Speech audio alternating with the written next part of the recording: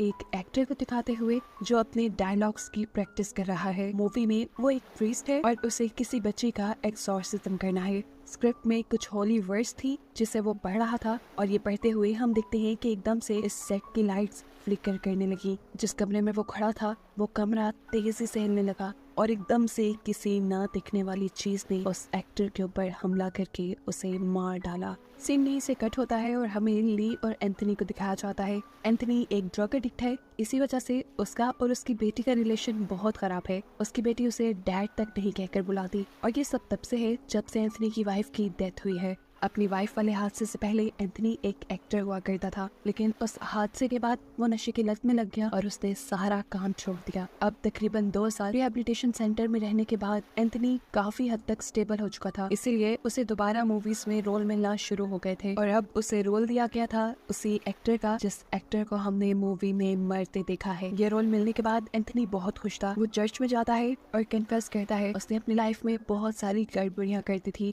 अपनी वाइफ के मरने के बाद उसने अपनी फैमिली खराब कर दी, नशे में पड़कर अपनी बेटी से वो दूर हो गया, लेकिन अब वो सब ठीक करना चाहता था। वो पहले की तरह काम करके अपनी बेटी के करीब आना चाहता था और साथ ही अपनी वाइफ की सोल को सुकून देना चाहता था। एंथनी अब घर आता है जहाँ वो और ली काम के बारे में बात करते हैं। ली के पास भी कोई जॉब नहीं थी, इसीलिए वो अपने डैड की एंथनी की पर्सनल असिस्टेंट बन गई। फिर अब शूटिंग स्टार्ट हो जाती है। ली शूटिंग पे अपने डैड के साथ आया करती थी, जहाँ उसे मूवी की लीड कैरेक्टर ब्लेक भी मिली, जिसके साथ उसकी अच्छी खासी दोस्ती हो गई। ब्लेक उसे ये पूरा सेट दिखाती है और ये लोग जब एक जगह से गुजरते हैं जहाँ 2 रोबोट रखे हुए थे, तो ली को देखते ही एक रोबोट अजीब तरह से स्पार्क करने लगा। खैर शूटिंग अब शुरू हो जाती है और एंथनी शूटिंग से पहले शूटिंग सेट पर मौजूद प्रीस्ट से अपने कैरेक्टर के बारे में कुछ बातें करता है। ये लोग जब बाइबल की कुछ वर्स के बारे में बातें कर रहे थे तो हमने नोटिस किया कि एंथनी की नाक से खून आने लगा, लेकिन एंथनी ने इस बात को नजरअंदाज कर दिया, ये समझते हुए कि ये उसकी मेडिसिन का साइड इफेक्ट हो सकता है। आज की सीन्स काफी अच्छे से कवर हो जाती है, जिसके बाद ली और एंथनी अपने घर आ जाते हैं। आधी रात में ली जब अपना फोन यूज कर रही थी तो तब उसे अपने लॉन्च में से अजीब किसी चीज के खड़कने की आवाज आई और जब चेक करने गई तो दूसरे कमरे का दरवाजा लॉक था। तभी उसके किचन का नल किसी ने ऑन कर दिया। जैसे ही उसने किचन में जाकर नल बंद किया तो उसे लॉक खुलने की आवाज आई। वो दरवाजा अब खुल चुका था जो पहले लॉक था और अंदर कोई भी नहीं था। वो इन सब चीजों को इग्नोर करके अपने रूम में जाने ही वाली थी, लेकिन तभी उसे एंथनी यानी उसके डैड कॉरिडोर में खड़े दिखाई दिए। ली उसके पास गई, वो कुछ बड़बड़ा रहा था। ली उसे पकड़ कर झंझोड़ देती है, जिसकी वजह से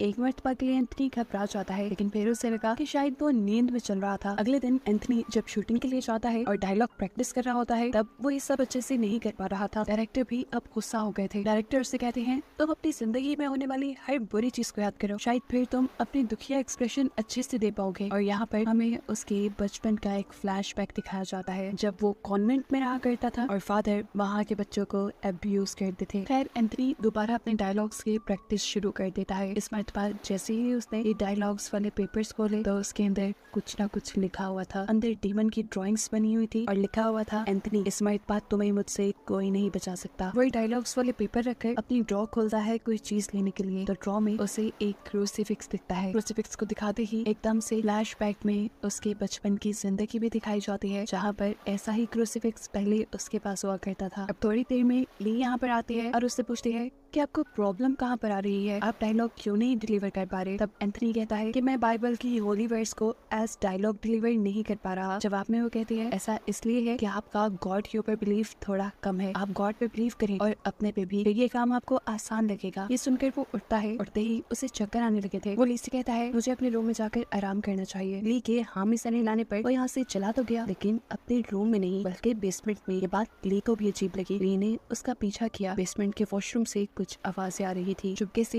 ली ये सब कुछ रिकॉर्ड करने लगती है और एकदम से उसका फोन गिर जाता है। जैसे ही वो उठाते हैं तो अब उसके डैड उसके सामने थे, नहाते हुए। वो वहीं पे उसी के सामने यूरिन भी कर देते हैं। ली इन सब चीजों से घबरा जाती है क्योंकि अब एंथनी की आंखें भी बिल्कुल व्हाइट हो गई थी, जैसे किसी ने उसे पोसेस कर दिया हो, और वो इवल नजरों से ली को देख रहा था। तेजी से वो वहाँ से ऊपर चला जाता है और ऊपर जाने के बावजूद भी वो ली को ऐसे ही अजीब नजरों से देखता रहा। ऊपर जाकर जैसे ली को होश आ गया था, वो अब अपने वॉशरूम में जाकर शॉवर लेता है और ली उसके पीछे जाकर चिल्लाती रह जाती है आपने मेडिसिन चेंज की है ना, ये उसका साइड इफेक्ट है, आपको जल्दी डॉक्टर के पास जाना चाहिए। इस टाइम एंथनी उसकी बातों को इग्नोर कर रहा था, जबकि हम उसकी बॉडी पे काले धब्बों को देख रहे थे, जो इस बात की कंफर्मेशन थी कि वो किसी इवल चीज के पोजेशन में है, यानी किसी बुरी ताकत ने उसे अपने कब्जे में ले लिया है। ये निशान जैसे कुछ ही सेकंड के लिए उसकी बॉडी पे आए थे और फिर चले भी गए। मूवी सेट पर डायरेक्टर, प्रोड्यूसर और किसी भी को एक्टर को एंथनी की एक्टिंग पसंद नहीं आ रही थी, इसीलिए वो अपसेट होकर दोबारा ड्रिंक करने लगता है। जबकि यहाँ फादर ली से सवाल करते हैं,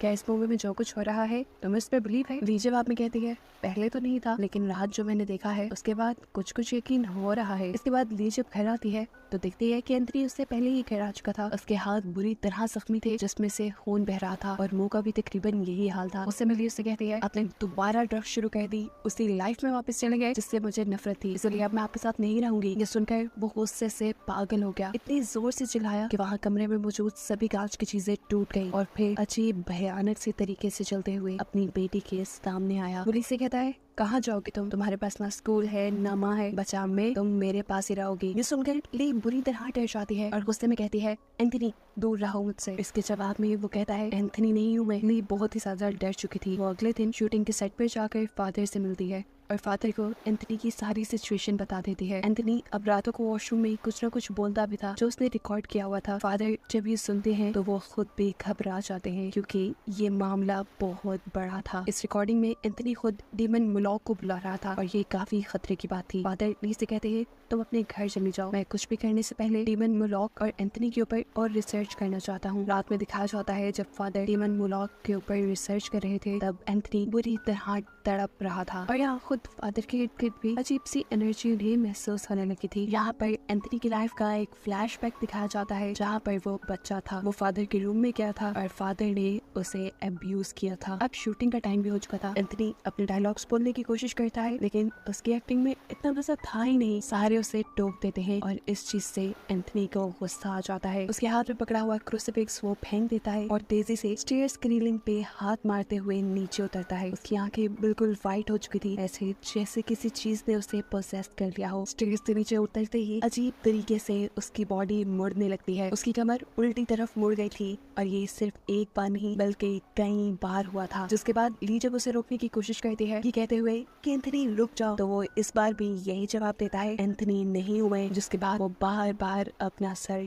टेबल से मारने लगा। ये सारा तमाशा देखकर डायरेक्टर एंथनी को किसी और एक्टर से रिप्लेस कर देता है और जब वो वाला एक्टर अपने डायलॉग्स रिहर्सल कर रहा था तो एंथनी ने आकर उसकी आंखों में कांच डाल के उसे मार डाला। उसकी इस हरकत की वजह से अब इस मूवी की शूटिंग बंद कर दी गई थी, जिसकी वजह से मूवी की मेन कैरेक्टर भी बहुत परेशान थी। वो परेशान थी इसलिए ली उसे अपने घर ही ले आई, जहाँ दोबारा एंथनी ने इन दोनों के ऊपर हमला कर दिया। ये दोनों उससे परेशान हो जाती हैं और उसे वहाँ से जाने को कहती हैं, जो सुनकर एंथनी विंडो से जंप कर देता है। लेकिन हैरानी की बात थी, वो विंडो से नीचे नहीं गिरा बल्कि कहीं गायब हो गया। डायरेक्टर ये दोनों जाती है फादर के पास, उन्हें ये सारी बात बताती है, जिसके जवाब में फादर उन्हें बताते हैं कि तुम्हारे डैड को डीमन मुलॉक ने पोसेस किया हुआ है और अब वो वहीं मिलेंगे जहाँ से पोसेशन शुरू हुआ था, यानी शूटिंग के सेट पर। अगली जब मूवी सेट पे आई तो उसे सामने एक रूम के अंदर बाइबल गिरी हुई नजर आई। वो जैसे ही उसे उठाने के लिए रूम के अंदर जाती है तो एकदम से उसके पीछे एंथनी आकर खड़ा हो जाता है। डायरेक्टर वो बाइबल की वर्ड्स को पढ़ने लग जाती है और एंथनी यानी वो डीमन भी अब उसके साथ साथ उन्हीं वर्ड्स को पढ़ रहा था। जैसे ये वर्ड्स उसके ऊपर कोई असर ही न कर रही हो, डीमन उससे कहता है कि ये मैं सदियों से सुनता रहा हूँ और अब ये मेरे ऊपर कोई काम नहीं करती। ली अब डीमन से कहती है,